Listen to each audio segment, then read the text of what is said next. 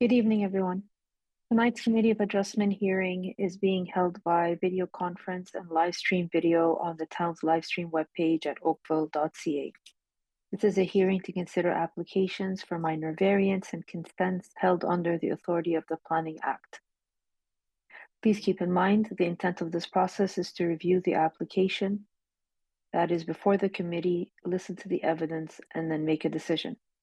This process is not intended to be used to resolve any concerns or disputes that may exist between the town, individuals, or organizations.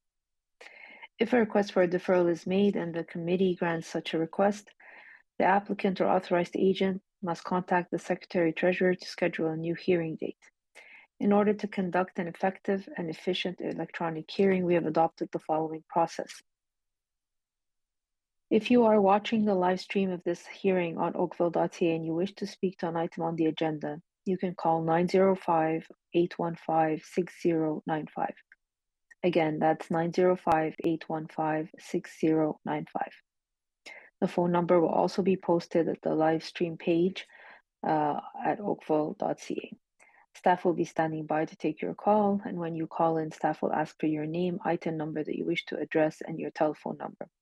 Further instructions will be provided for you to call back and join the video conference. When the chair of the committee polls for interested parties, you'll have to press *6 to unmute yourself.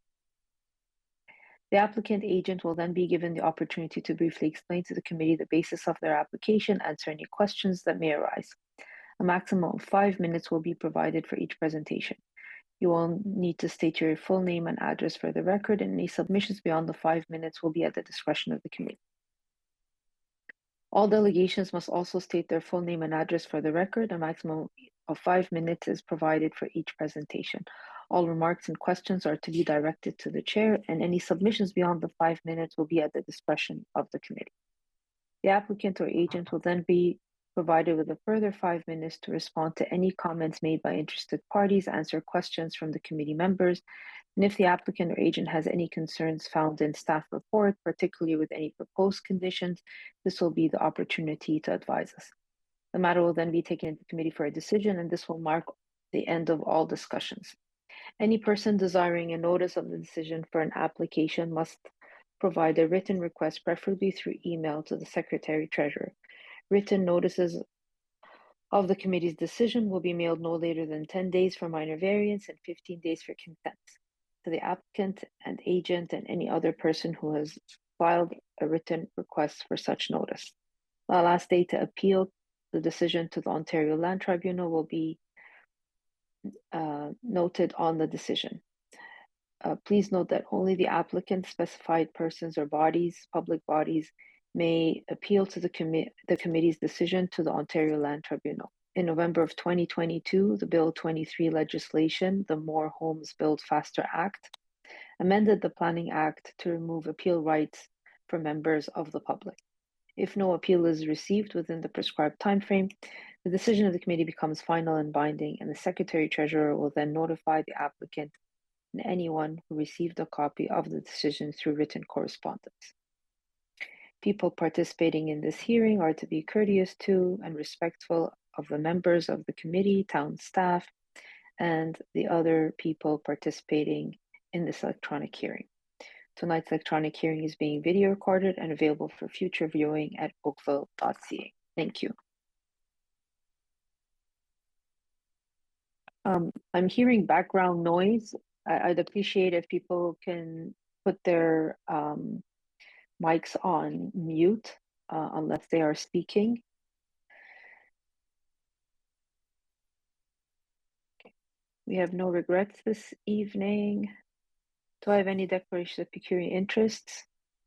I see none. Do I have any requests for deferrals or withdrawals of applications, Madam Secretary? If anyone is in the audience who seeks to defer an application, please raise your hand and the Secretary-Treasurer will invite you to speak. Madam Chair, I see no hands up at this time. Okay. Oh, I do see one hand up now. Okay.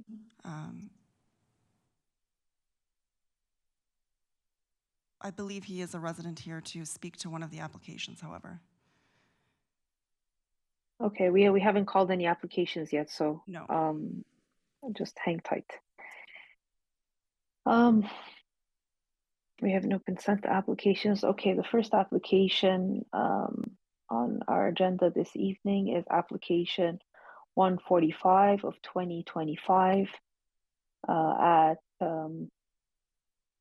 238 Riverside Drive. Again, that's application 145 of 2025 at 238 Riverside Drive.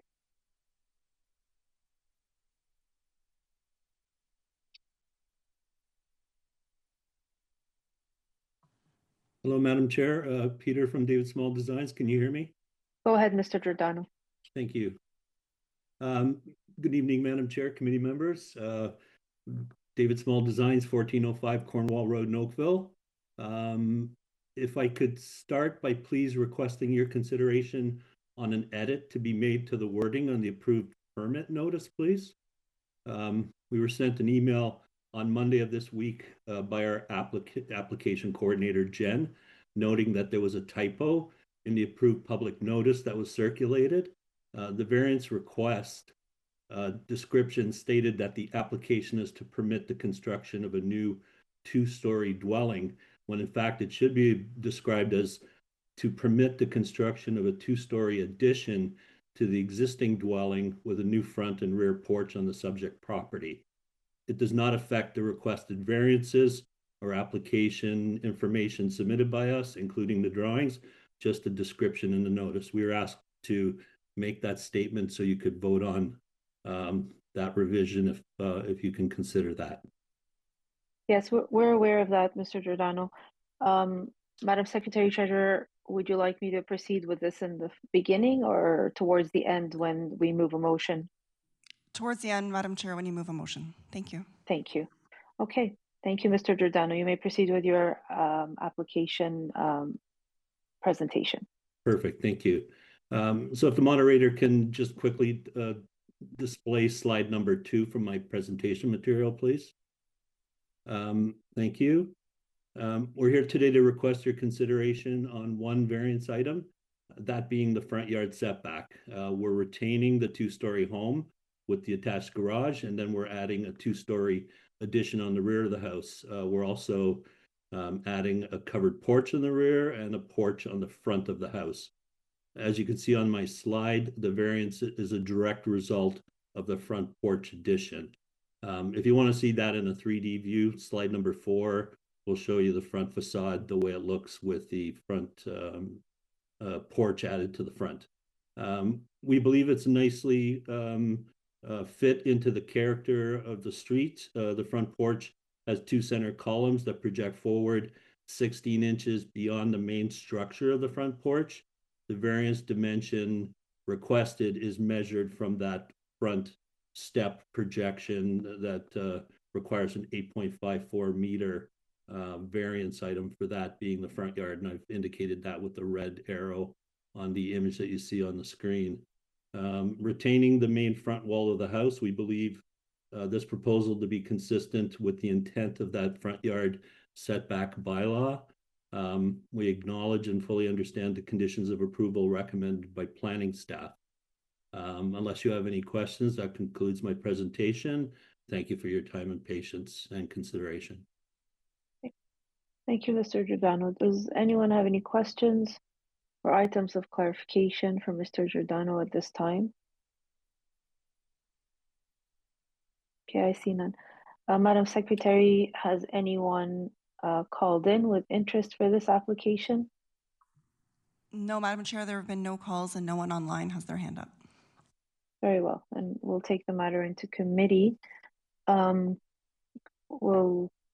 we move a motion, I'd like to just reiterate what Mr. Giordano had said, that for this application, the variance requested should have stated that under section 45(1) of the Planning Act, the applicant is requesting the Committee of Adjustment to authorize a minor variance to permit a two-story addition to the existing dwelling with a new front and rear porches on the subject property, proposing the following variance the zoning bylaw of 2014-114, which is to reduce the minimum front yard to 8.54 meters.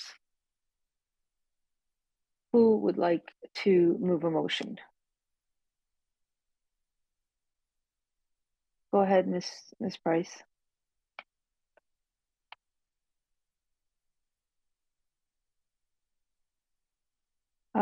You're muted. Yep. Okay.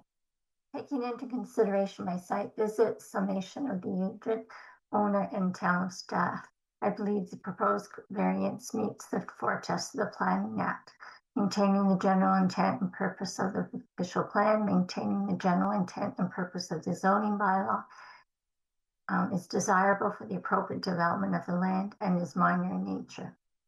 As there is no letters of opposition, I recommend the application be approved subject to the following condition. The addition be constructed in general accordance with the submitted site plan dated September 15th, 2025, and elevation drawings dated May 2025, and that the approval expires 2 years from the date of the decision if a building permit has not been issued for the proposed construction. Thank you, Ms. Price. Is there a discussion on this recommendation? Okay, all those in support? Okay, the application has been approved, none opposed. Wonderful, thank you. You're welcome. Have a good evening.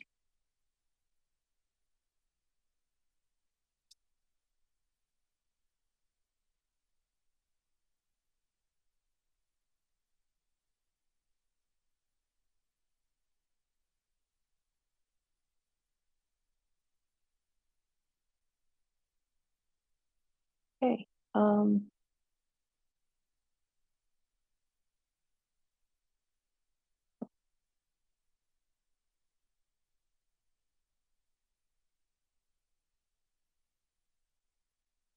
Application 146 of 2025 at 511 Wildwood Drive. Again, that's application 146 of 2025 at 511 Wildwood Drive. I have a request to attend from Mr. Simon and Priya Giffen. Good evening. Good evening, Mr. Kieran. Go ahead. Good evening, Madam Chair, members of the committee. My name is Joris Kieran. I'm the agent for this application and for the owner. This application is seeking a singular variance for floor area, RFA. Before I go into the brief slide presentation, I just wanted to say that as the committee is probably aware, the staff report described that we went through some revisions as a result of the pre-consultation. So I just wanted to make the committee members aware and make sure that they're aware that what you're being presented with tonight is sort of a scaled back, reduced version of what was originally presented. So we did already have quite a bit of dialogue and back and forth with staff to reach this point, and now they've indicated they're happy and supportive of this. So just wanted to kind of describe that journey a little bit. So it's a two-story single-family dwelling, similar to lots of ones we've done in the past in this area. This is the site plan here on slide 1. Pretty straightforward. All the setbacks are being met, and the house is sitting, nestled into the streetscape very nicely. I'll go to the next slide, please. So, as mentioned, the only variance being requested is the extra square footage. And as I normally do, I like to just identify approximately where these areas are occurring. This home is being built for the owner and his family. He's intending to live there long term. It's not a home for resale. So there were certain amenities that he was looking to have included in the house. Amongst those are the spice kitchen, a full bathroom on the main floor, including a shower, and then a small formal living room. So that is the majority of the square footage that's causing the overage. If we go to the third slide, please. And then just a small accommodation for a laundry facility on the second floor. And I'll go to the fourth slide, please. And this is the front elevation. So the massing has been substantially reduced from the original version. The front portico was lowered, and a little bit more articulation was added to help break up that massing, to gain support from planning on this application. That concludes my presentation. I'm happy to answer any questions if there are any. Thanks, Mr. Kieran. Any questions or items of clarification of Mr. Kieran at this time? Has anyone raised their hand, Madam Secretary, to speak to the matter? Yes, Madam Chair, I have one hand up at this time. Would you like me to move him in? Yes, please. Okay, it's Jason Camara. One moment. Oh, someone different than the, okay.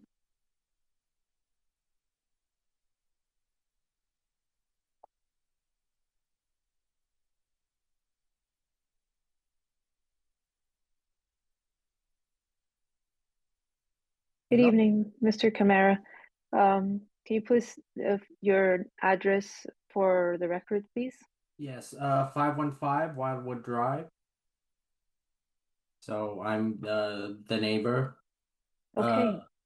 And I'd like to first thank preemptively for the accommodation of letting me be here, and I apologize in advance because I'm not the most well informed. I'm not sure what exactly is a reasonable question or request, but I do have some concerns for the family that lives in 515.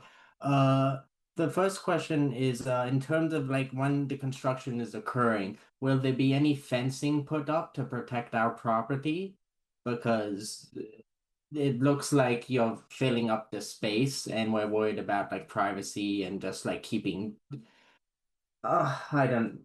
I'm trying to keep to just this property, but there's been a lot of like dirt and muck about in like the driveways and stuff. So we're trying to like be proactive in this instance of like very clear about like just keep it off our lawn, keep it off our driveways, and keep it off our like our property. Because it was bad enough when it was on our street, but now that it's right next to us, we're really concerned. And then the second question I have is about the driveway. How I'm not sure how many cars this person has, because I can tell you right now the property, there's like I don't know how many people living in there, but there's like 5 or 6 cars, and that driveway does not accommodate them, and they're parking on the curb. They're taking up the side of the street. So, again, I apologize if this is unrelated, but I'm just wondering if there's any way to have these concerns addressed, or how that's being accounted for in the development of this property, if that makes sense. No, it makes perfect sense. Thank you for your questions. We'll get Mr. Kieran to respond to those questions, and go ahead, Mr. Kieran. Sure. I mean, I'm sure the committee's aware these aren't really pertaining to the variances or zoning matters, but I'm happy to try and answer the question. So, we don't control the on-site construction activity, but generally, all the builders that we deal with do put full fencing, temporary construction fencing around each project. So, and that includes like a filter fabric to prevent dust from, spilling over. So that's what we typically see. And I would assume, and I would hope no reason to believe that wouldn't be done here. So that should help mitigate the dust as much as possible.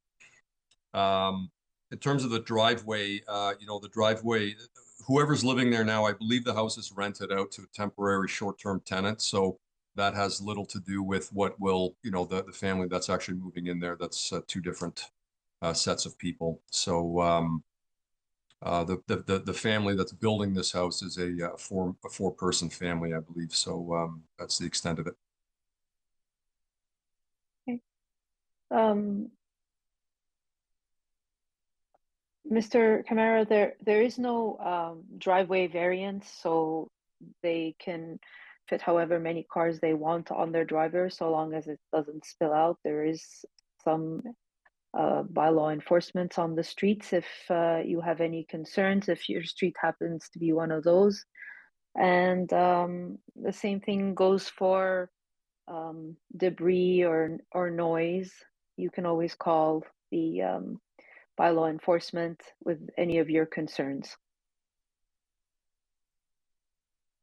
I hope we've answered your questions. Sorry, I'm not sure if I can speak again, but yes, thank you very much. You're very welcome. Okay, anyone else waiting to speak to the committee, Madam Secretary Treasurer? Madam Chair, I do not see any hands up at this time. Okay.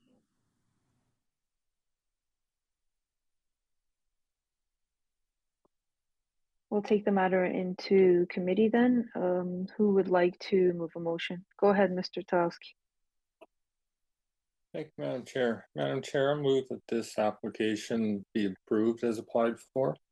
I find that it meets the four tests of the Planning Act. I believe there's sufficient articulation in the design to mitigate any impact that might occur from the small increase in floor area. I would note that we did hear from a resident. One of his items was, as Madam Chair, you indicated, more processed and variance related. But maybe just to put him at ease a little with respect to parking, from the site plan, it looks like that driveway is going to hold at least 4 cars, if not more, plus the 2 in the garage. So there looks like there's going to be sufficient parking. Madam Chair, I would make that approval subject on 2 conditions: that the dwelling be constructed in general accordance with site plan and elevations dated September 29th, 2025, and that the variance expires if the building permit hasn't issued within 2 years. Thank you, Mr. Tarowski. Is there a discussion on this recommendation? I see none. All those in support? Okay, the application has been approved, none opposed. Thank you very much. Have a good evening. You too.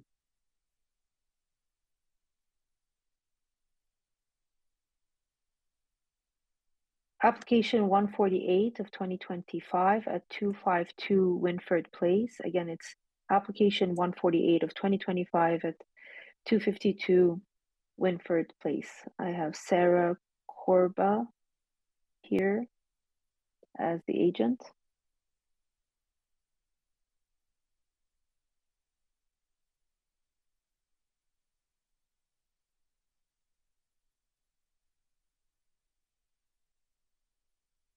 Hi, good evening. Can you hear me? Yes, go ahead. Good evening, Madam Chair and member of committee. My name is Sarah. I represent the homeowner for 252 Winford Place. Thank you for taking the time to review and hear our application. The owner is proposing to construct an addition above the existing garage to create a more functional and comfortable living space. The current layout is no longer meets the owner long-term needs in the space and accessibility.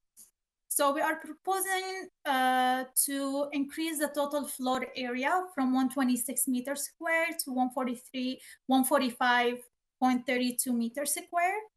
The proposed addition is small in scale and it's not going to affect the lot coverage or the landscape because it's going to be added on the top of the existing garage. We would like to note that several nearby properties on Winford Place, such as 255, 261, and 256 Winford Place, have received an approval for similar floor area increase. And those additions have not altered the established character of the neighborhood. In light of those considerations, we respectfully submit that the requested variance is merit in nature, maintain the intent of zoning bylaw, and represent a desirable and appropriate development for the property. We thank the committee for its time and consideration, and if you have any questions or comments, we'll be happy to address. Okay, thank you, Ms. Corba. Any questions or items of clarification at this time? I see that. Ms. Price? Yes, when I went on my site visit, I noticed that it's already being constructed. So did the variance come, was the variance after or before the construction? So we already have a permit with the city for the interior alteration. And then we applied for the second permit for constructing the addition. But we were not aware that there is a variance that we're supposed to be added to and apply for committee of adjustment for that variance. So once we applied for the second permit and the variance came in, they stopped the work and we had to do the committee of adjustment to get an approval for that variance in order for us to continue the work. And that's the situation we're in right now. Actually, I do notice that the notice we received 2 days ago, I believe, it does state that the construction is supposed to follow the drawing that were submitted on October. The only thing I want to ask that those drawings we received, once we applied, we received the variance of the floor area. And there was other comment that we were required to address regarding structural, nothing regarding the floor area. So we had to address those structural comments, HVAC comments, and we resubmitted, I believe 2 weeks ago or maybe last week to the city. But we did not change anything regarding the floor area. The floor area variance is still the same.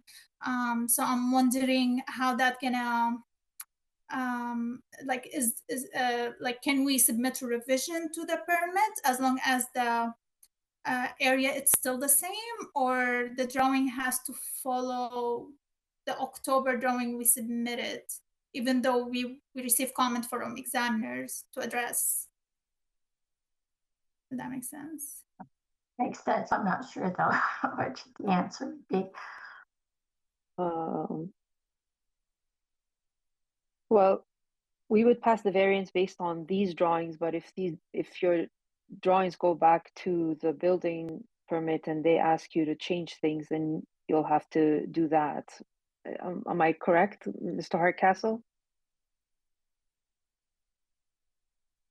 If I understood the agent correctly, she indicated that the structural drawings were modified and internal drawings like the HVAC drawings, etc. And if I understand the conditions correctly, the first condition speaks to in general accordance, so it does afford some room, but also to the submitted site plan and elevation drawings. So that would be exclusive, perhaps, and maybe we can have the agent and staff confirm for us if it resulted in any changes to the site plan and elevations, because that's all we'd be looking at here tonight. Sounds good. So yeah, we have not changed anything. Mr. Hold on 1 second, please. I'm sorry to interrupt you.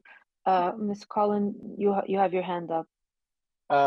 Yeah, thank you through you, Chair. And just further to committee member Hardcastle's comment, as long as the site plan and the elevation drawings have not changed and the only alterations as a result of their building permit that's in process are internal, then I believe the conditions as they're written are still aptly applied. So I'll let the agent speak to that question. Yes, so the elevation is still the same, site plan is still the same, there's no changes. It's only interior changes, which is related to, I believe the examiner asked for a footing plan, which is we were not showing footing plan on our drawings, so we added footing plan.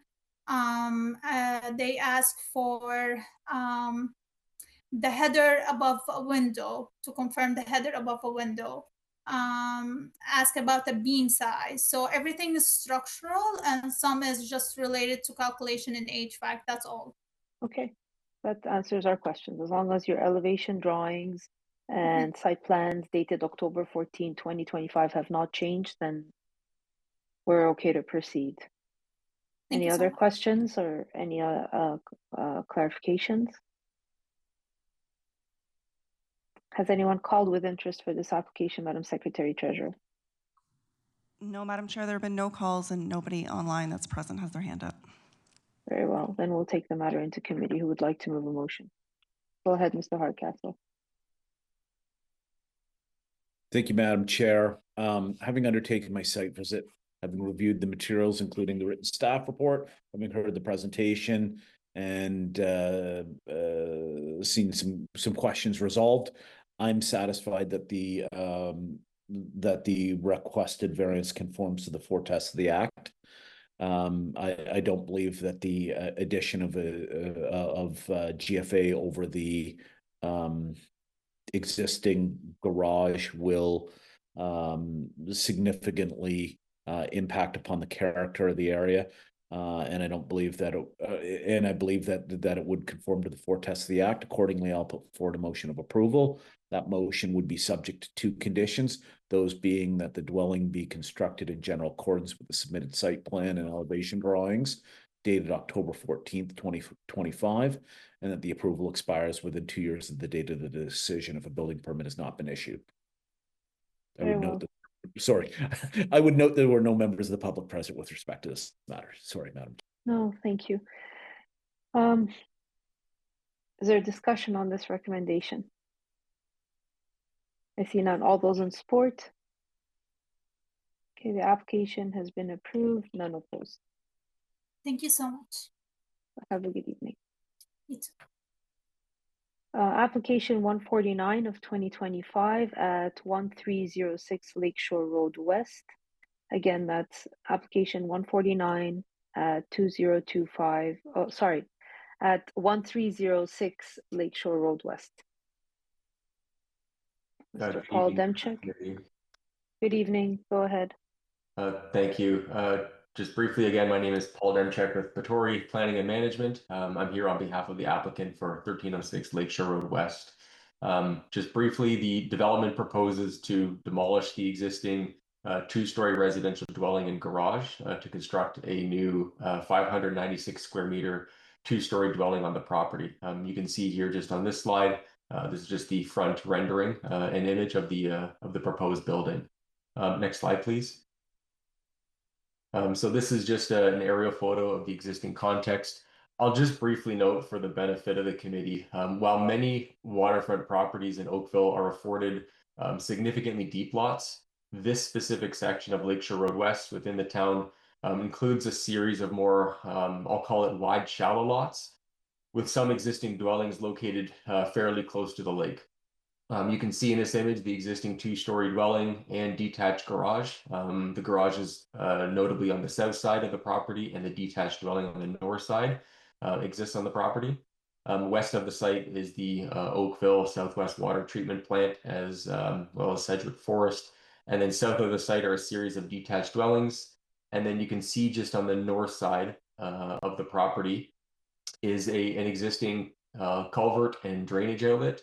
And then further north are another series of single detached dwellings. Next slide, please. So a total of 5 variances are proposed to accommodate the proposed dwelling, some of which are triggered due to the required setbacks from Lake Ontario. And in the following series of slides, I'll explain each of the variances briefly for the committee. Next slide, please. So this is just a site plan of the proposed development.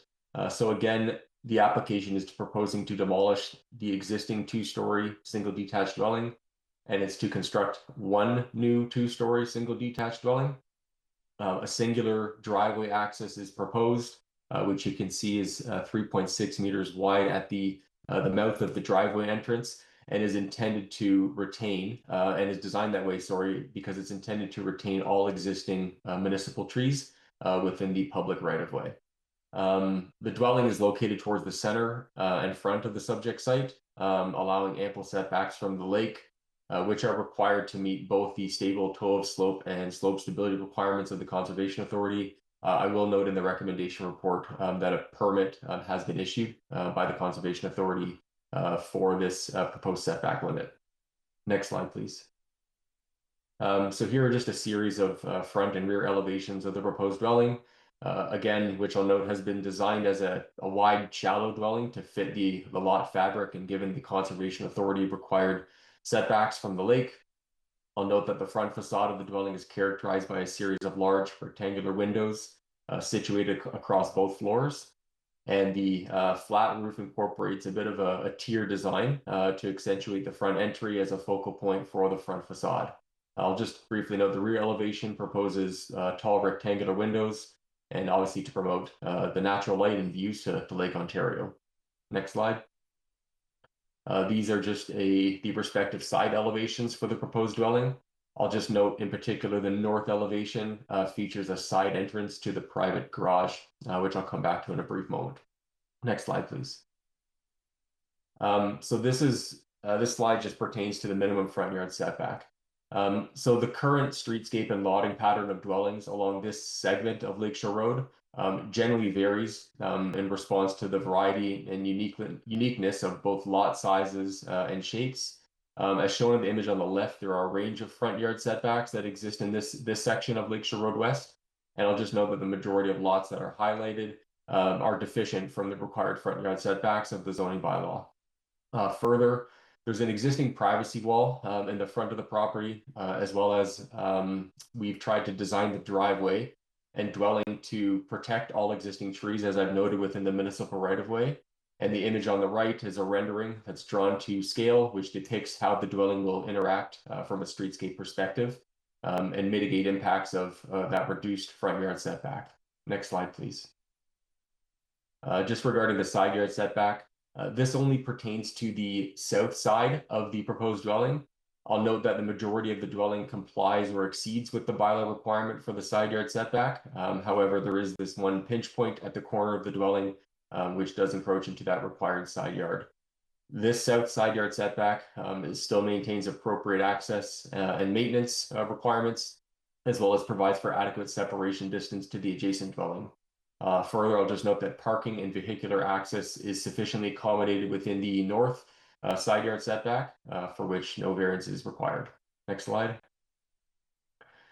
Just briefly on the height. Obviously, the intent of the maximum building height is to limit potential for impacts related to overlook, shadow, and loss of sky view on adjacent properties. The maximum height obviously does exceed the 9 meters, but I will note that based on the design, most of the dwelling is compliant with the required height. It's just that you can see highlighted in red on this image. It's the only portion of the proposed height that exceeds the bylaw requirements. And from my perspective, does not impact any of the adjacent properties or provide any negative overlook or shadow impacts. Next slide, please. Just in terms of the garage area, so the intent of the garage area provision is to mitigate impacts of garages on the streetscape. And in this instance, the streetscape impacts are mitigated as the garage is entered through a sidewall condition, and the garage entrance provides for appropriate facade treatment at the frontage of the dwelling, which obviously looks like the balance of the proposed home. Next slide, please. And I'll just note the last variance being the driveway width. Obviously, the maximum driveway width regulation is intended to ensure that vehicular access can be provided without impacts to providing too much hard surface treatment or the driveway dominating the front yard of a given property, as well as to mitigate streetscape impacts. In this case, the driveway, again, it's located on the north side or right-hand side of this image of the dwelling. And as the garage is accessed from the side lot line, there are no impacts from a streetscape perspective from my perspective. Next slide, please. So just in brief conclusion, the proposed development, it replaces an existing detached dwelling within an urban area and is compatible with the character and scale of dwellings in this specific section of Lakeshore Road West.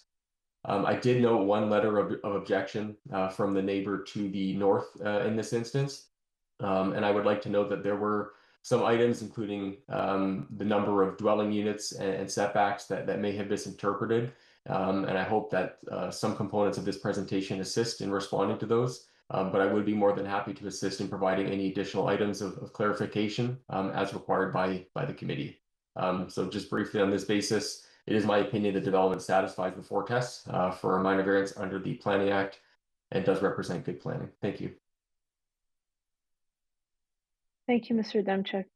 Are there any questions or items of clarification of Mr. Demchak at this time?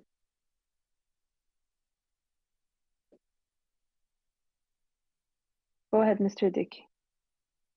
Thank you, Madam Chair. Plain and simple.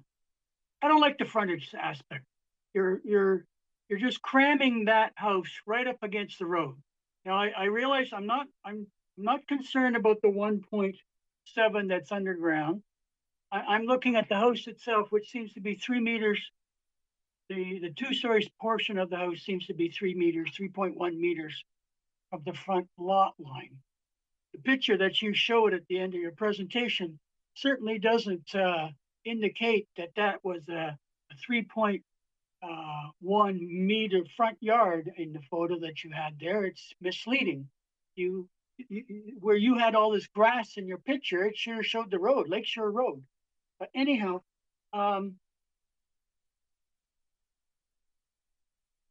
you mentioned in your report and in your presentation that you submitted 2 weeks ago, you went through and made a chart showing these are the houses that have greater than 10.5 meter setback, and these are the houses that have less than 10.5 meter setback.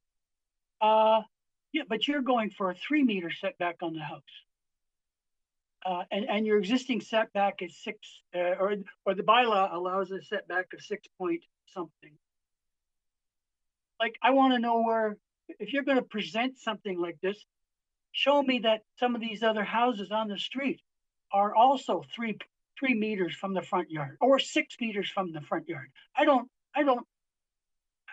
me, it's irrelevant in this case that there's some, when you mention under 10.5 meters. I want to see the ones that are under 6 meters. I want to see the ones that are closer to the 3 meters where your house is going to sit.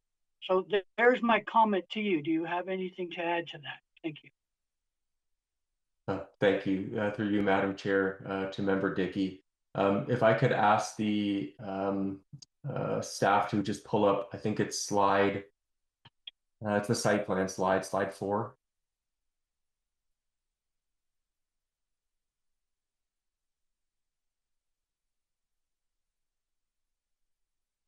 Thank you. So part of the rationale and a significant portion, I'll be candid, of the rationale for locating the dwelling where it's sited is due to the required setback. You can see we have approximately 24 meters in total required setback from Lake Ontario.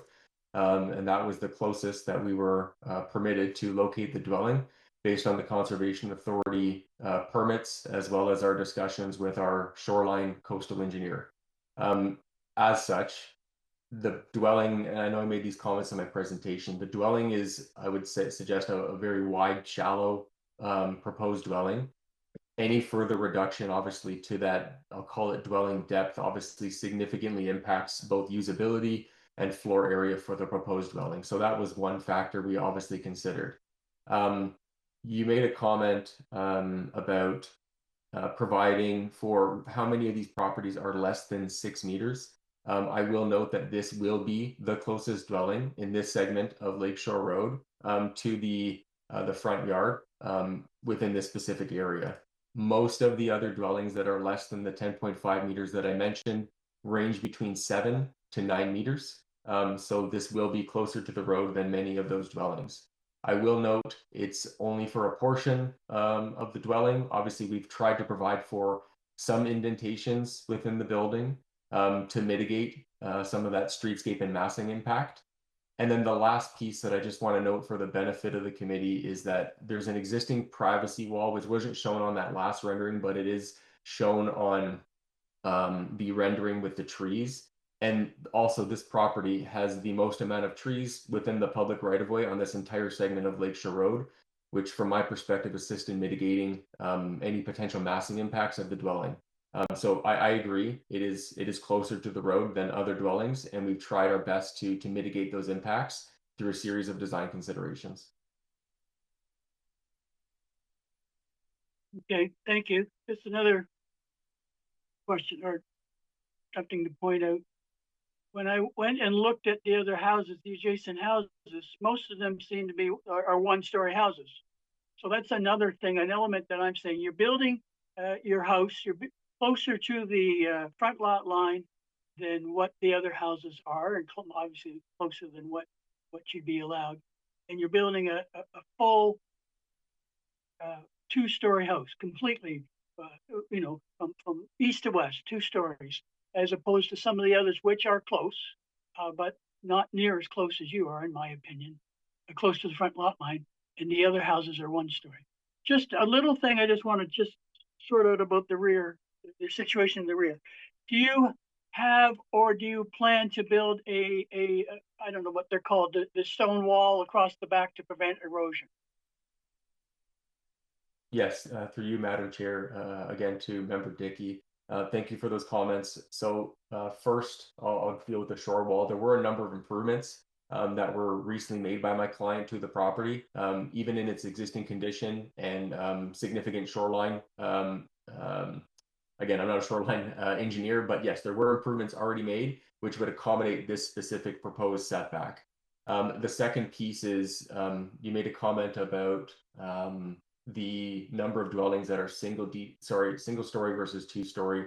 That is correct. I'll note that many of these properties in this segment along Lakeshore Road West have, and I made this comment at the beginning of my presentation, many of them are located fairly close to the lake, and you could never build these dwellings again in their current siting based on the requirements for the stable top of bank and toe of bank limits that are required by Conservation Halton. So this dwelling, obviously, yes, it brings the building much closer to the street, but this is the farthest we can obviously push the dwelling from a rear yard setback perspective. One of the only other dwellings I can think of that is more recently constructed and 2 stories in height would be 2 dwellings to the north, just across from the culvert that I mentioned.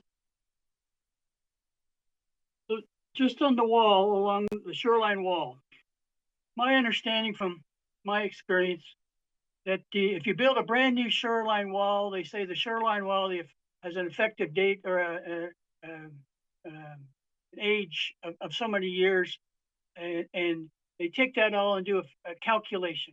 So have you improved the shoreline wall to the maximum extent to thus reduce the rear yard setback required by the Conservation Authority? In other words, is the 20 meters the minimum that you can achieve with all the engineering on a rear wall? Through you, Madam Chair, yes, that is correct. This is the maximum that we can achieve. There was extensive work that we've been doing, frankly, over the last 1.5 years, both with our shoreline consultants, our geotechnical engineers, as well as coordinating that permit with the Conservation Authority, well in advance of obviously coming forward with a design that fits the balance, and I'll call it the net developable area of the lot, which is minimized just because of that shoreline requirements. And sorry, just one more. So then you've got, I think, is it 20 meter shoreline lines? And then you've got another 4.5 meter or 4.88 meter? Who imposes that setback? Or tell me about that setback. My understanding, yeah, thank you. Through you, Madam Chair. The 20 meter setback is the required setback from the stable toe of bank that's required. And then there's also, again, I'm not a shoreline engineer, but there's also the slope stability requirement that's in addition to that 20 meters. And that's negotiated based on obviously the condition of the wall and other obviously technical factors that I obviously can't speak to, but those were the negotiated setbacks that we work with our engineer and the Conservation Authority with. So the Conservation Authority is also involved in that additional 4.5, 4.8 meter setback. That's not a town requirement. That is correct. Great, thank you. Mr. Towski, go ahead. Thank you, Madam Chair. I have questions a lot along the lines of Mr. Dickey's. Mr. Demchuk, these shoreline protections, shoreline setbacks, they're not new. They've been in existence for as long as I have been working in the town of Oakville. Part of your rationale, your response to Member Dickey was that variances are required because of the lot configuration. But the lot configuration, the frontage on the lake, none of this has changed since your client bought the property, has it? No, it is not. So your client's seeking to knowingly try to overbuild for the lot that they purchased. It is what this application looks like. But it's the setback. I agree with Mr. Dickey. And you've answered one of my questions, that this will be the smallest setback in the area. The plan that you put up, which showed the lots with setbacks less than 10.5 meters, they all seem to be pretty consistent setback, whether that's 6 meters or 8 meters, they were consistent. Yet you want to build a 113-foot long 2-story wall at, or primarily the majority of it at, 3-meter setback, significantly less than every other house on the street. How am I supposed to determine that that meets the intent of the setback provision of the bylaw and that it's appropriate and desirable in this circumstance? Thank you, through you, Madam Chair. From my perspective, to accommodate any reasonable size dwelling, new dwelling on any of these properties, you're going to have to push them up, some of them, closer to the street.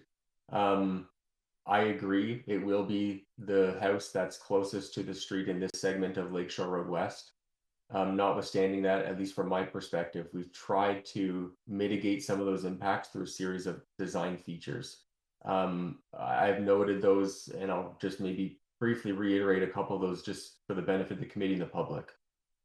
There's a reconfigured driveway design, and that driveway design is intended to obviously mitigate impacts on the streetscape, as well as from my perspective, to protect every single one of those municipal owned trees within the right of way. As I've mentioned, this property in particular, it's partially at, I'll call it the bend, where obviously there's, how do I say this best? You have a bend on the road, which provides for a bit of additional separation distance, not from the frontage of the dwelling to the front lot line, but from the frontage of the dwelling to the curb face, in comparison to some other of the dwellings within this segment of Lakeshore Road West, specifically further south. And so from my perspective, when you're looking at the overall impacts on the streetscape perspective, I do think that this dwelling appropriately addresses and ameliorates those impacts through some of those design features that I've mentioned. When I read the livable by design guidelines, it doesn't appear to me that you've attempted to take those into account. That you could have dealt with the roof line, buried the roof line, brought the roof down to the eaves, but there's been no attempt at that. You're putting, your design is a straight 2-story wall that's 113 feet long, plus or minus 3 meters from the property line. And the only rationale I see for it in your report, and frankly, surprisingly in the staff report, is that it's hidden behind what are primarily deciduous trees. Why haven't you attempted to reduce the massing of the dwelling instead of going with a straight 2-story wall? For the benefit of the committee, in advance of obviously us making this application to the committee, we submitted both. I made a note previously of the conservation Halton permit. There was also a pre-consultation request that we submitted, and we had a number of working discussions with planning staff, with urban design staff on some of those components and features. Again, from my perspective, there's obviously a number of ways within the design guidelines that you can implement to break up massing, to provide for perceived variation of heights. From my perspective, we've obviously tried to tier some components of that height and the building. Obviously, every client does have obviously different desires, for the architectural features that they want to implement on their own personal home. But I will say, obviously, from my perspective, and obviously noted by the staff, there was support for what we had proposed. Thank you. Mr. Jemczak, I have a completely different question. I see the actual site plan that we're looking at, but from your work on this property, the current concrete fence that goes across the lot, the whole property, where is that presently situated? Thank you. If you could pull up the site plan again, staff, please.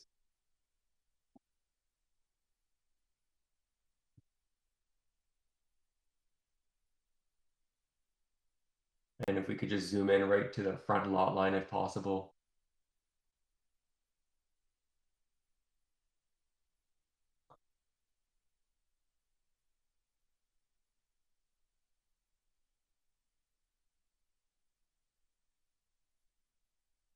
We could just scroll up a little bit.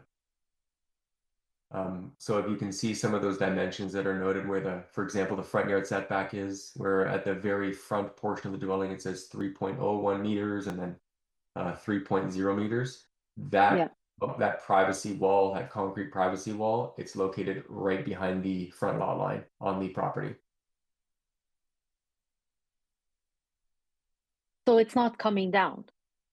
No, it's not coming down. I think, in fact, my client has an appetite to improve that privacy wall. Obviously, once, well, in theory, once they proceed with the future construction of the dwelling. Okay. Thank you for that clarification.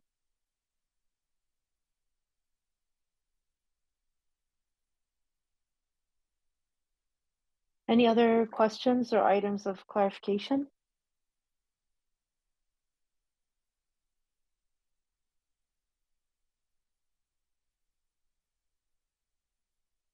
Ms. Price? You're muted.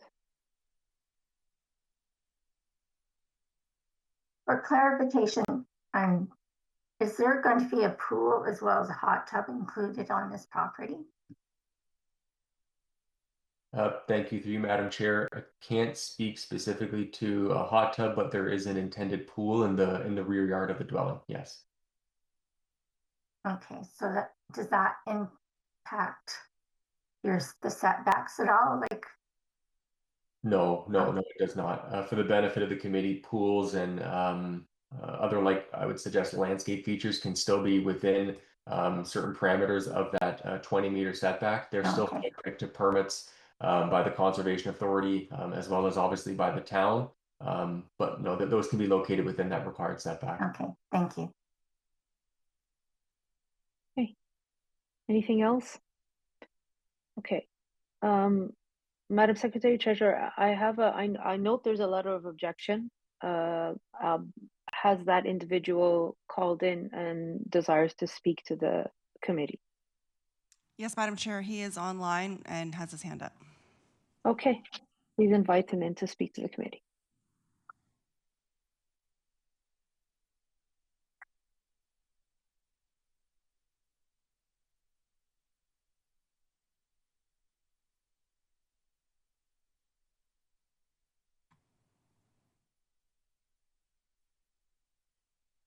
Okay, he should be moving in now.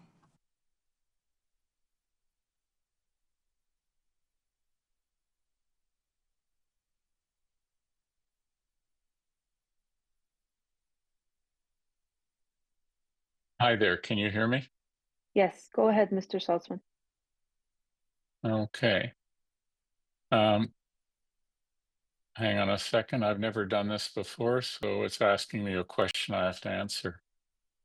Thank you, Madam Chairman, for hearing me.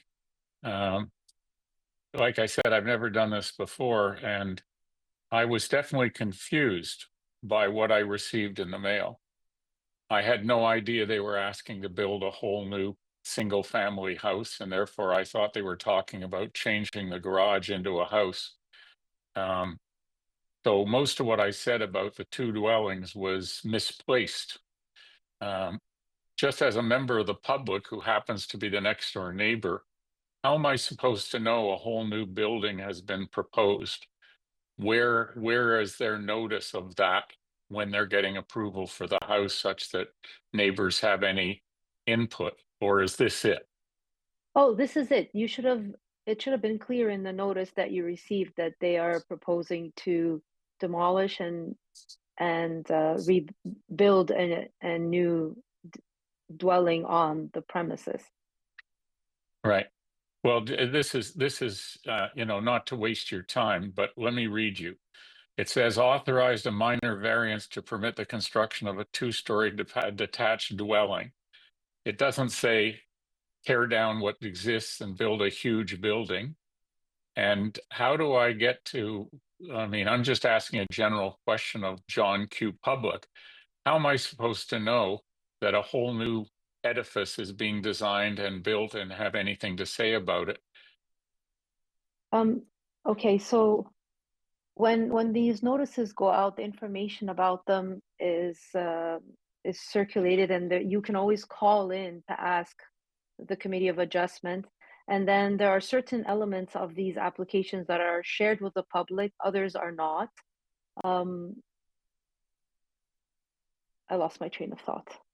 That's okay. I've made my point. Number one, my objections. I understand your frustration, though. I don't mean to interrupt you, but I do understand your frustrations. You're not the first person to, call in and say, I'm not really sure I understand what's happening. Yeah. Well, moving past that, I think the house looks beautiful. I have no problem with that. I agree with Michael and Stuart that it's damn close to the road and it is like a high wall. I don't know what that would be like, but it does seem to be very different than all the others. I don't know if there's any room to slide the whole house more towards the back. I just don't know because I don't know what 20 meters is. They have got a huge back lawn, but maybe it is only 20 meters from the water. I don't know that. They did build a whole new revetment. The question of is there a wall? They did build a whole new revetment about 2-3 years ago, which I think I heard from neighbors cost somewhere between $800,000 and $900,000 to build. Certainly, it shook my house for about 6 months and woke me up at all hours with the beep beep of trucks backing up. But as neighbors, like I said in my submission, they're never around, but they're nice people. So I don't have any objections other than what's already been expressed here. And it's a beautiful house. It won't diminish the value of my house. It'll increase the value of my house in terms of the letter I wrote. So those objections are sort of null and void. Well, we appreciate your comments. Thank you, Mr. Salzman. Most welcome. Thank you. Any questions or items of clarification of either Mr. Salzman or Mr. Demchuk before we take the matter into committee? Okay, I see none. We'll take the matter into committee now. Who would like to start the discussion?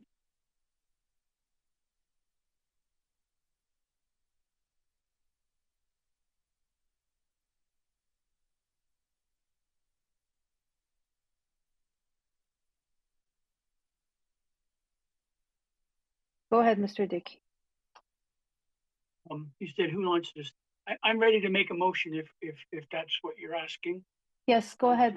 Okay, that's usually what I say when I want to say this. But let's start the discussion. Yeah, just the way you said it. I didn't know. Some applications I know where it's heading, so I'm like, just let's start talking. Okay. Based upon my review of the owner's application, the site plan, the building elevations, my site visit together with the planning staff's report and the presentation of the owner's consultant, I would put forth a motion to deny. In my opinion, obviously I'm concerned about the front yard setback. I think that is not, does not comply with the intent of the zoning bylaw, which is to consider a uniform setback from the street when we find that other adjacent properties or properties in the surrounding or up and down the street are not nearly as close to the road or to the front property line as this property is, or this house will be. I feel that there'll be the mass and scale of the house will be an imposing feature as viewed from the streetscape, and this is due to the extremely short, shallow front yard setback, together with the extensive width of the front facade and the fact that it's 2-story. So having regard to that, I put forth a motion to deny the application. Thank you. Thank you, Mr. Dickey. Is there discussion on this recommendation? Mr. Tolsky. Thank you, Madam Chair. Madam Chair, I'm going to support Mr. Dickey's motion.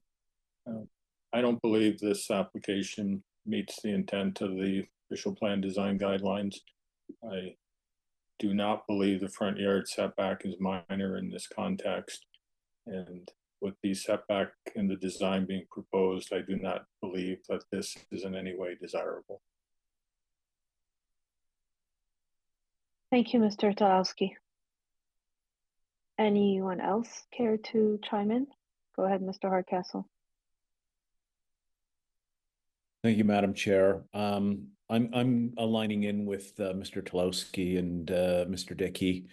This is a very, very close setback, a very tall and ultimately long facade that is in no way undertaking efforts in accordance with the design guidelines to mitigate or minimize. It is a challenging site. I do acknowledge that, but I think that there are many, many opportunities available to mitigate the impacts of this challenging site and to still be able to achieve the type of home that's warranted for this location. So I will be going along with the motion on the floor. Thank you. Okay, so the motion is to deny the application that is set before us for the discussion reasons that have already been stated. All those in support of the denial? Okay. All those opposed? Okay, and the application has been denied. Thank you, Mr. Demchek. Mr. Saltzman, before you go, can you hear me? Do you have your notice in front of you? The notice of the public hearing? Yeah, right there. Okay, if you look at it, it explains why you're getting the notice, and then it'll tell you, it'll say that under the section of the Planning Act, that the applicant is requesting that the Committee of Adjustment authorize a minor variance to permit, and in your case, it should say a 2-story, the construction of a 2-story detached dwelling. Do you see that? You have to unmute yourself. Yeah, I do see that. And yeah, so that's the summary of your notice, and then underneath that will be the variance that they're requesting to match that proposed development. And then you'd have to go to the agendas and meetings at oakville.ca under the Committee of Adjustment in order to find any more details than that. I hope that answers your question. It answers my question. The assumption I made was that when it says a construction of a 2-story detached, well, there's already a house there, and I thought they were talking about taking the garage and making it into a separate dwelling. Was simply the way I assumed that in the absence of digging into further into it. Yes, but, I understand that. No, if this ever comes up again, I know more. Okay. Okay. Thank you. Well, thank you for being here. Thank you. Have a good night. Okay, moving on to application 150 of 2025 at 174 Chartwell Road.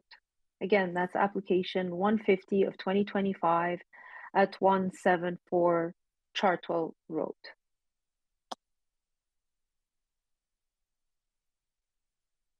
I have Mr. Martino here as the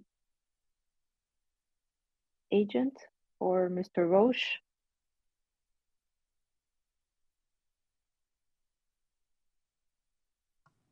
Madam Chair, I've moved Terry Martino in. Thank you.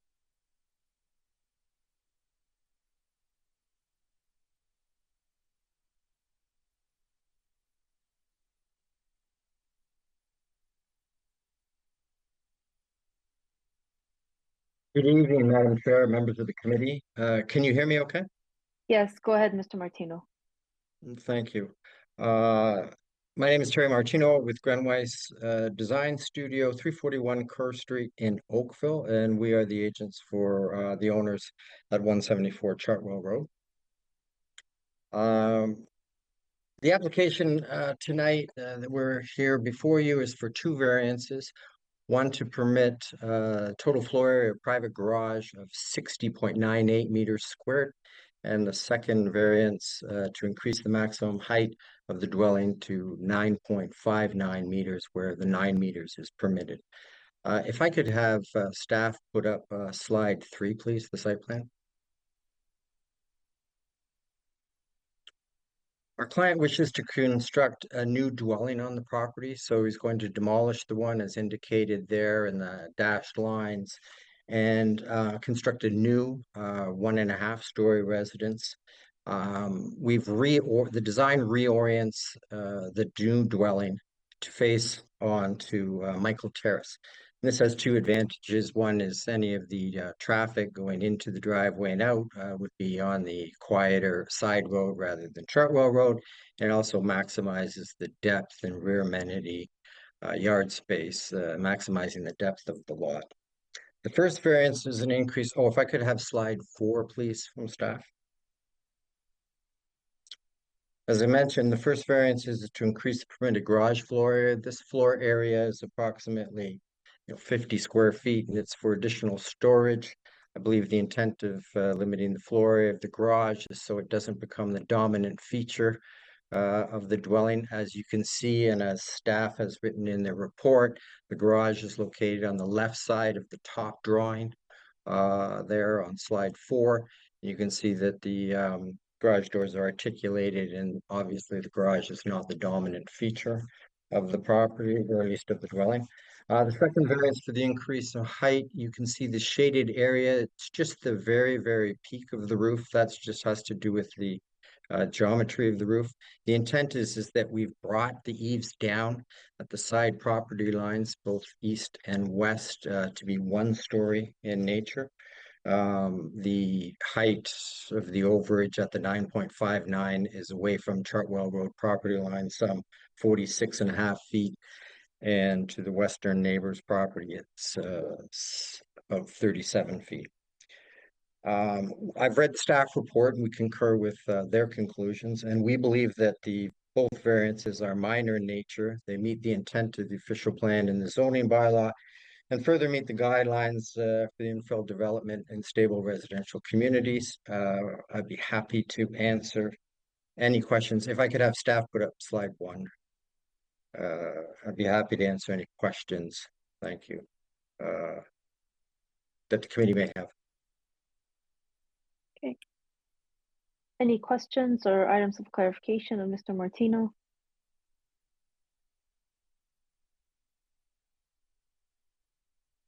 Go ahead, Mr. Dickey. I'll just make the comment. Usually when we see three-car garage, we raises red flags, but you've done designed it so it fits in well. So I just, I don't give out compliments, but but well, yeah, this is unusual that we that me anyhow. that you did a good job. You wanted your 3-car garage. You did a good job in your design to make it non-dump. Thank you. I appreciate that, sir. Thank you.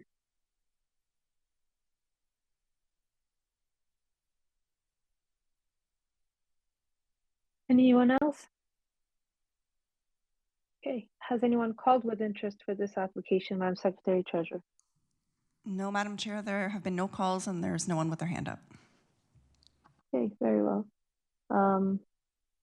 Who would like to move a motion? Go ahead, Ms. Price.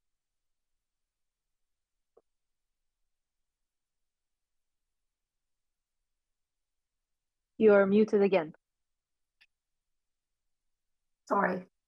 Okay. Taking into consideration my site visit, summations by the agent, owner, and town staff, I believe the proposed variance meet the 4 tests of the Planning Act. I note there are no letters of opposition. I therefore recommend the application be approved, subject to the following conditions. The dwelling be constructed in general accordance with the submitted site plan and elevation drawings dated October 8th, 2025. And that the approval expires 2 years from the date of the decision if a building permit has not been issued for the proposed construction. Thank you. Is there discussion on this recommendation? See none. All those in support? Okay, the application has been approved. None opposed. Thank you very much. Have a great evening. Good night. Application 152 of 2025 at 463 Candler Road. Again, that's application 152 of 2025 at 463 Candler Road.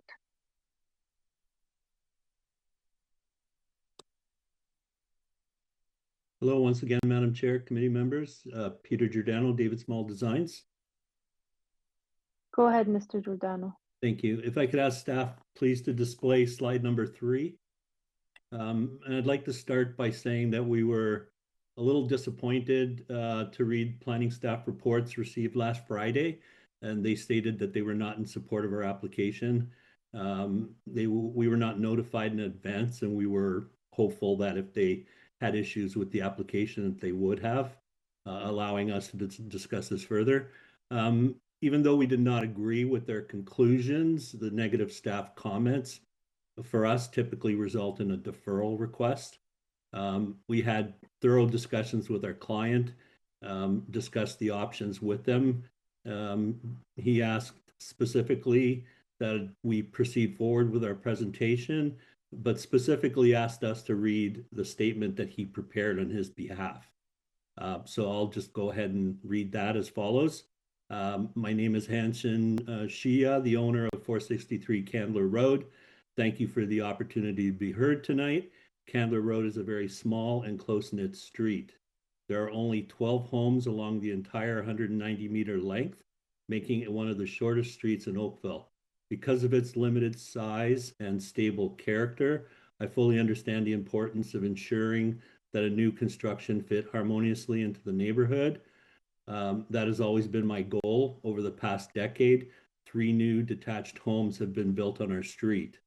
From the information that I've been able to obtain, I being our client, at least 2 of them have a residential floor area ratio exceeding 48%. In contrast, my proposal is for 47% FAR, which is more modest and well within the character already established on Candler Road. I truly believe the proposal meets the intent of policies 11.1.9 and 11.1.4 of the Livable Oakville Plan. That new development should be compatible with the surrounding neighbors and neighborhood in terms of scale, height, massing, and architectural character. To ensure that high quality design, he had engaged David Small Designs, our firm, well known for creative, context-sensitive, award-winning homes. He chose to work with us on a refined prairie-style home that emphasizes a balance of proportion connected to its surroundings. I believe this home will not only complement the existing streetscape, but also enhance the livability and architectural quality of Candler Road. It will blend respectfully with the neighboring homes, maintaining privacy and shadowing standards, contribute positively to the community's long-term values. Given the size of our street and a few examples of recent redevelopment, approving this modest 47% FAR will not set any precedents for uncontrolled intensification. Rather, it presents a reasonable and context appropriate renewal that affects the intent of Oakville planning vision. A livable, beautiful town that grows responsibly. Thank you very much for your time and thoughtful consideration. So those were his words. And I would finish it off by stating, as you could see on the image, the slide that we have on our screen, that from our perspective, the left side variance is specific only to the 20-inch wide pier projection that projects 8 inches. The remaining of that portion of that side yard is fully in compliance at 1.25 meters. Regarding the front yard projection, it only relates to the subterranean space below grade. The little toned area that I have on the screen in yellow is the portion that creates the front yard variance. So really what this comes down to is the total floor area, the floor area ratio. Fundamentally, that's the question. We find it to be in keeping with the character of the adjacent homes in the neighborhood, similar to what our client had referred to in his speech. I'll leave it up to you to pass judgment, and have any questions, feel free to ask, please. Thank you, Mr. Giordano. Any questions?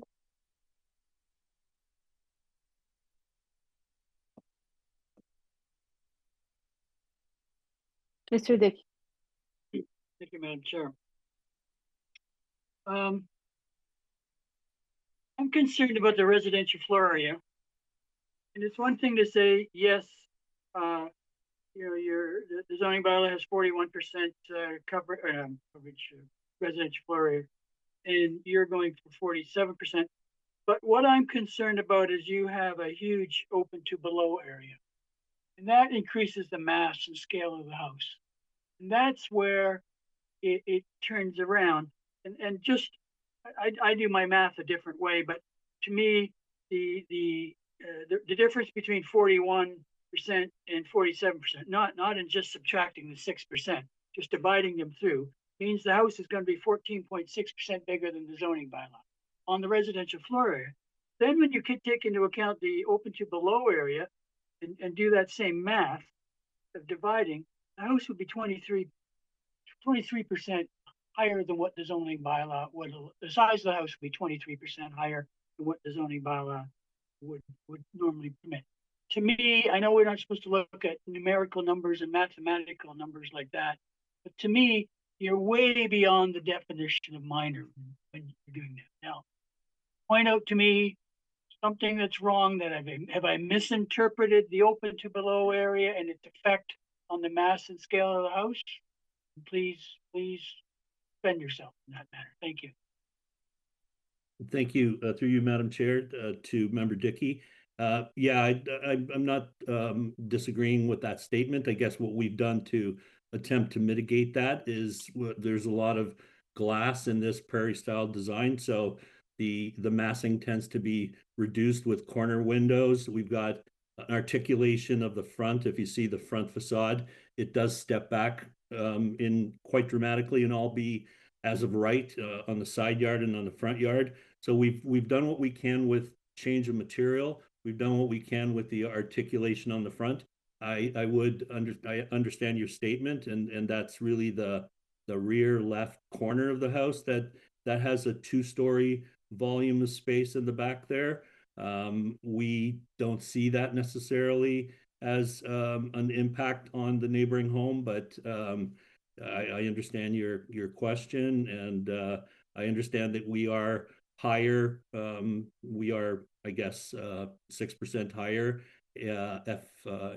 FAR, but we're working. I guess what we were doing as a comparable was the home next to it, which is 2% higher, with a chateau style house design, which is far less articulated, and the home directly across the street which has the same number. It's about 49%. So those two homes, as our client had made in his statement, tend to bring the character of that neighborhood at around 49% FAR. Whether or not that's a rationale for ours being slightly lower and still lower, I would leave that up to your interpretation.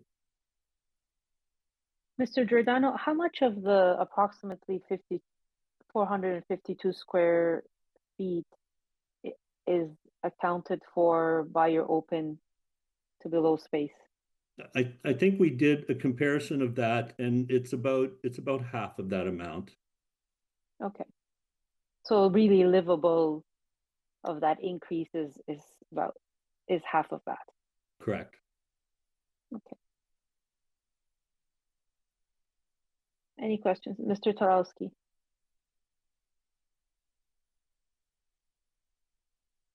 Thank you, Madam Chair. Mr. Giordano, can you help me out in my interpretation of the site plan?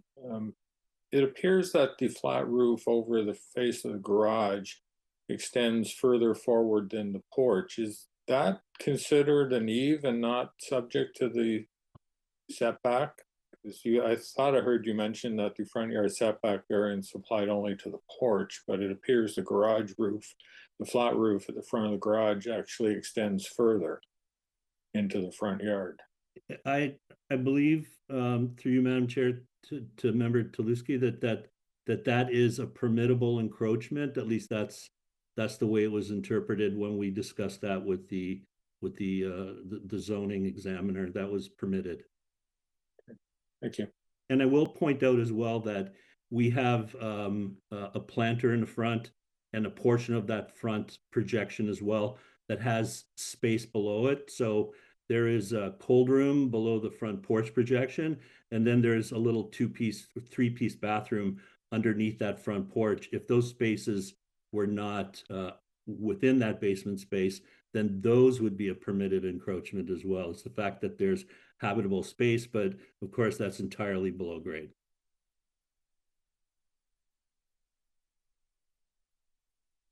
Okay.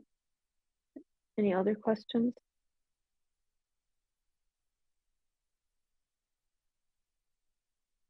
Has anyone called with interest for this application, Madam Secretary Treasurer?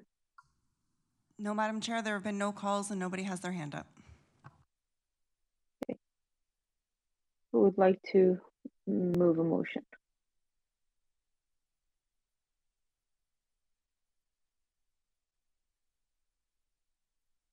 Go ahead, Mr. Talowski. Thank you, Madam Chair. Madam Chair, my thinking, Member Dickey, seems to be quite similar tonight. I think it's unfortunate that the applicant didn't seek a deferral. I don't know that this application is that far off being able to be approved. I think the flaw made in the statement is that it's purely based on math, and that is not how the variances work. They're based on impact and my assessment, and not unlike Lake Shore Road, there doesn't seem to have been any true attempt to mitigate the size of this building. I would disagree on the significant setbacks in the front facade of this design. There have been some. I don't know that I would say they're significant, but it is a very large structure accentuated by the open to below space, as Member Dickey pointed out, and there doesn't really seem to have been an effort made to mitigate the impact of the mass of what is essentially a very large two-story building with primarily two-story straight walls. Madam Chair, I agree with staff in this regard. I don't think it's that far off, but I don't think it's where it needs to be in this context. So with that, Madam Chair, I'm going to move that this application be denied. I do not believe that the variances being requested are minor or desirable in their current form. Thank you. Is there discussion on this recommendation? .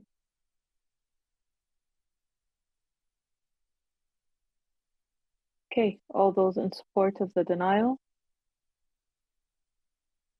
Okay, the application has been denied, none opposed. Thank you. Have a good night. Have a good night.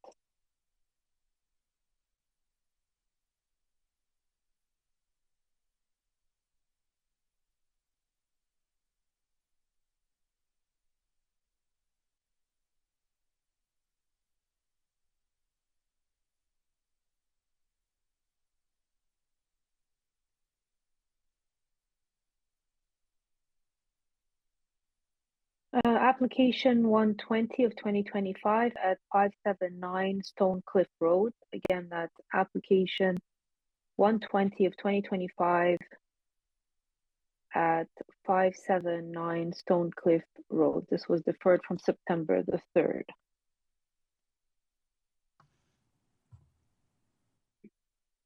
Madam Chair, I've moved in Shane Edwards, who I believe is a colleague of Curtis Van Kulen's. Okay, very well, thank you.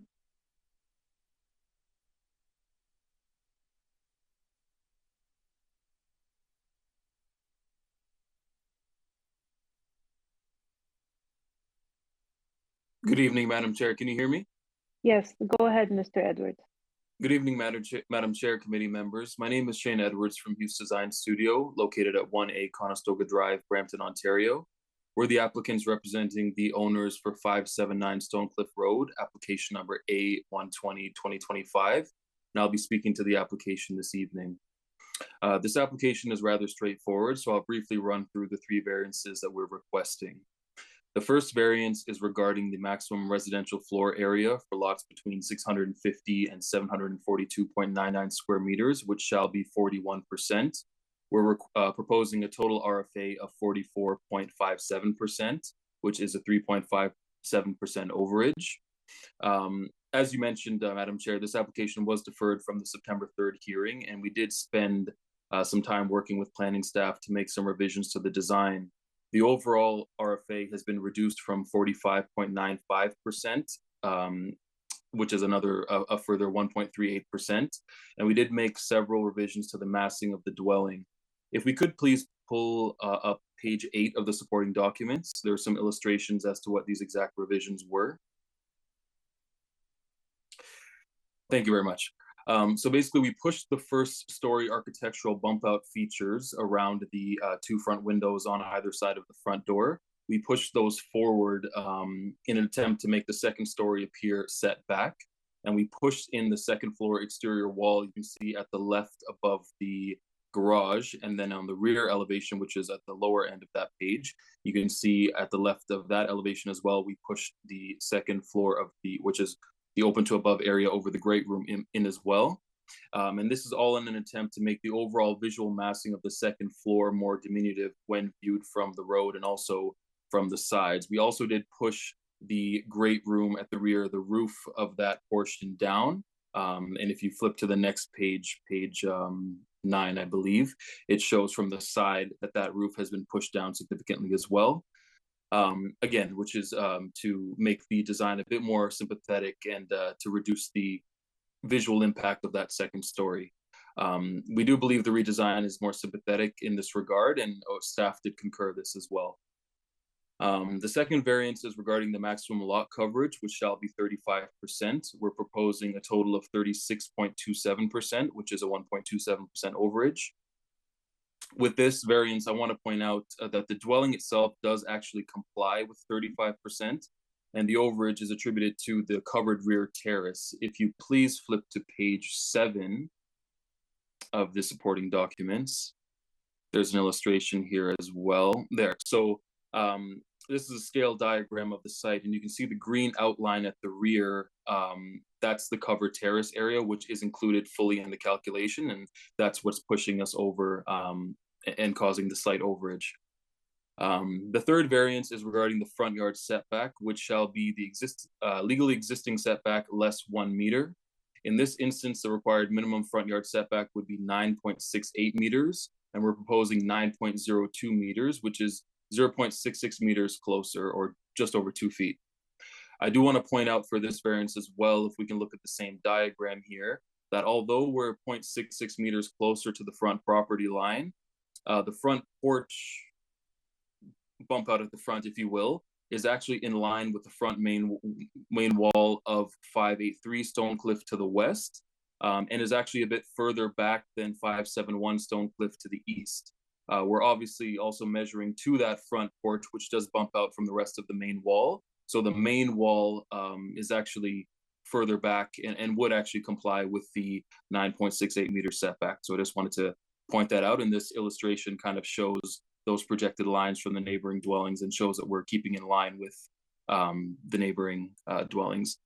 With that being said, we do believe our application is minor in nature and meets the 4 tests. And we also note, as per the staff report, that there were no objections from staff. So, Madam Chair, I'd be happy to answer any questions from yourself or the committee at this time.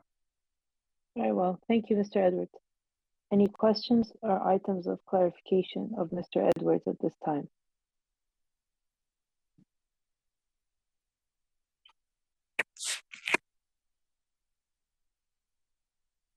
Did we lose Mr. Hardcastle?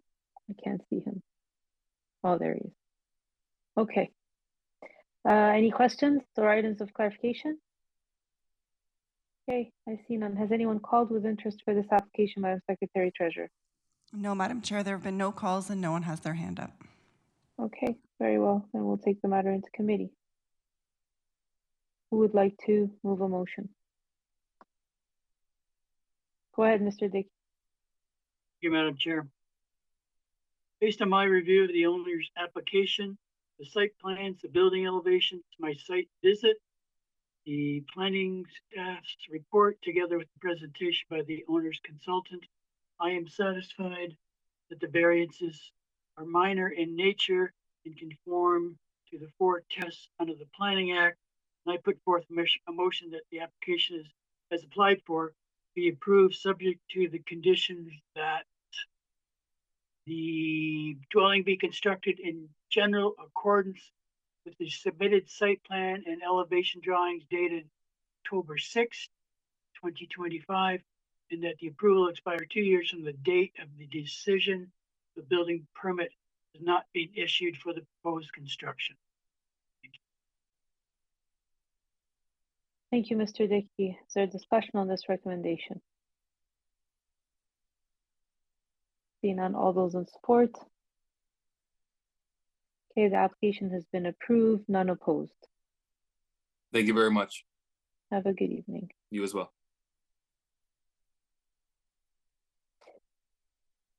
Last application of the night.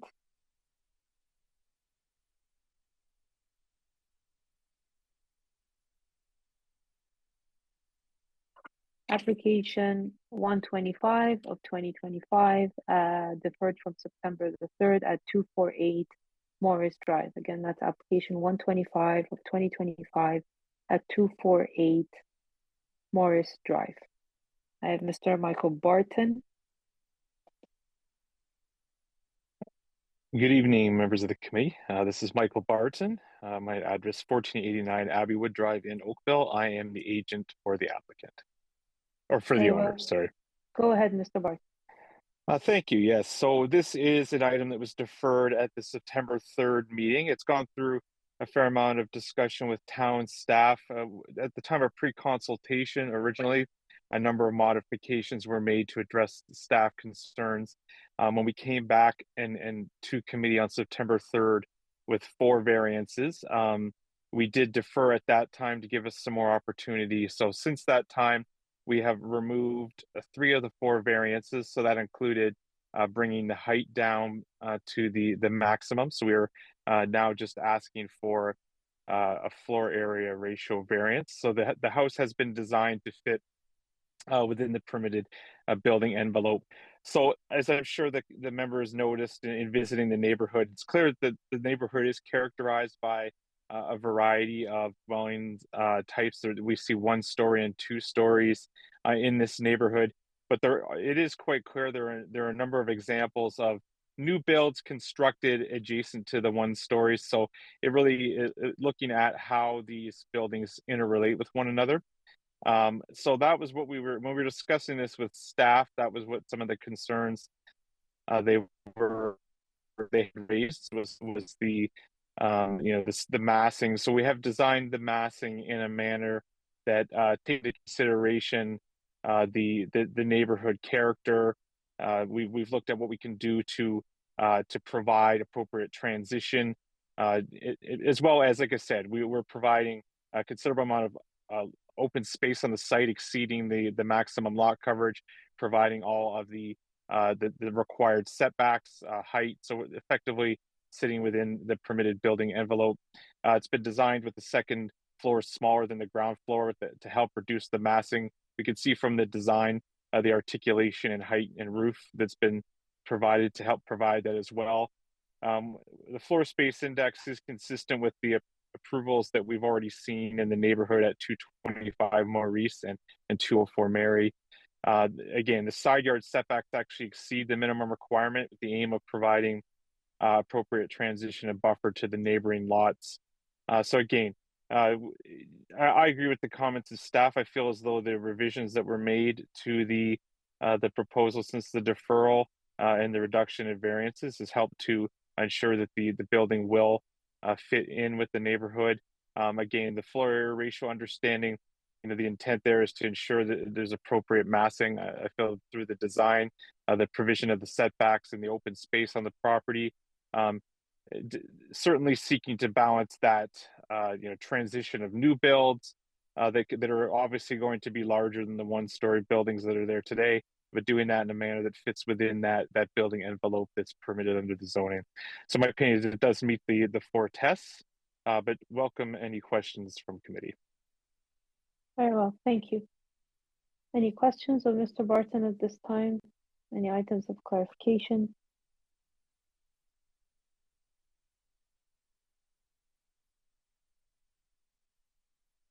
Okay, I see none. Has anyone called with interest for this application, Madam Secretary Treasurer? No, Madam Chair, there have been no calls and no one has their hand up. Okay. Very well. Who would like to move a motion? Go ahead, Mr. Hardcastle. Thank you, Madam Chair. Having undertaken my site visit, having reviewed the materials, including the written staff report, having heard the presentation from Mr. Barton, I'm satisfied that the requested variance and the proposal as modified conforms to the 4 tests of the Act. Accordingly, I'll put forward a motion of approval subject to 2 conditions, those being that the dwelling be constructed in general accordance with the submitted site plan and elevation drawings dated February 2025, and that the approval will expire within 2 years of the date of the decision. Would note that there were no members of the public present with respect to this. Very well, thank you. Are there any discussions on this recommendation? I see none. All those in support?